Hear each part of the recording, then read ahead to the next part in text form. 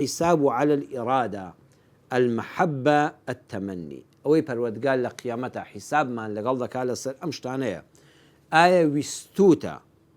آية كاركد ويستوها قرآن لا أو آية تكي بيشوترا كباس مانكر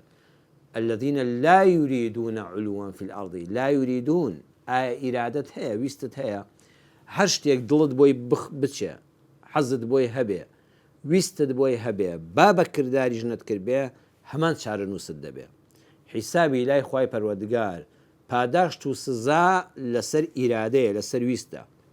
لسر محبته آية حزت پي بوا آية حزت پي بوا خوش حال بوي ببوني أم كارك الروي داوا أگه خوش حال بو بي بادستي توي تدا نبو بي باقصتي تدا نبو بي كسي چتر انجامي دابه بس تو پي خوش حالي أو دل نيابة توجوكو أو سزاد ودا نسري التمني خوزقين أو دل تو هیچ دا صلاتێک نییە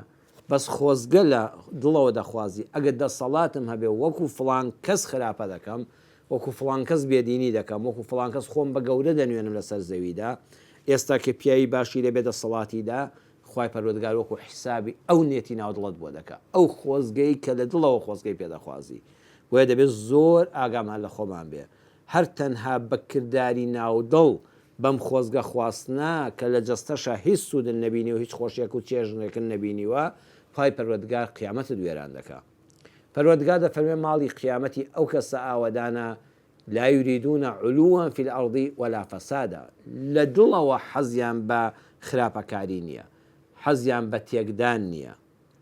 یعنی بە دڵ ئەبێ ڕقل لەوە بێ کەوا ژن و مێردێک بەینیان تێکچێ بەڵام ئەگە خوا نەخواستە بەبێ ئەوەی دەست و زمانی تۆی تێدا بێ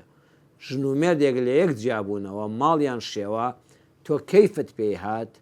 حەزت پێت خۆش بوو زەردەخەنە هاتە سەر لێوەکانت دڵت بزەی هاتێ ئەو کاتە تۆ دەستی ڕیزی ئەو کەسانەوە کەوا فەساد و خراپەکاریان لەسەر زەویدا تێکداوە بڵاو کردوێتەوە ئەو کاتە ماڵی قیامەتت زەرەری پێ دەکەوێت ئەو کاتە خانووی بەهەشتت درزی تێدەبێ ئەو کاتە دۆزەخ داوات دەکا پەنا بەخوای پەروەردگار ئەگەر کەسێک دەستی نەبوو قسەی نەبوو لە تێکدانی نێوان دوو شەریکە بەڵام بە دڵ حەزی دەکرد دوو هاوباش دوو دوکاندار دوو شەریکی چەند ساڵە ئێستا ناکۆکی کەوتۆتە نێوانیانەوە ئێستاوا لە یەک جیابوونەوە ئەم لە ماڵەوە خۆشحاڵی خۆی دەربڕی ئەمە با بە قسەشی چینەوەت بێ با بە کرداریش دەستی تیان نەبوو بێ دڵنیابن گوناهێکی گەورەی بۆ خۆی تۆمار کردووە ئینسانی مسلمان نەک ئەوەی تیرۆریز نییە نەک ئەوەی تەقینەوە ناکە نەک ئەوەی ئارامی وڵات تێک نادا بە کردار و بە گوفتار بە قسە بەڵکو دەبێت بە دڵیش ناڕەحەت بێ کاتێک کە لە وڵاتەکەیە تێکدان هەیە تەقە هەیە تەقینەوە هەیە کاولکاری هەیە خوێن ڕشتن هەیە کوشتن هەیە با کوڕی تۆی تێدا نەبێ با کچی تۆی تێدا نەبێ با خزمی تۆی تێدا نەبێ بڵێ مادەم کەسەکانی خۆم دوورن خۆیەکە ڕۆژی 100 کەس دەکوژرا پەنا بەخوا با قسە و زمانیشتیانە بێت لە دڵەوە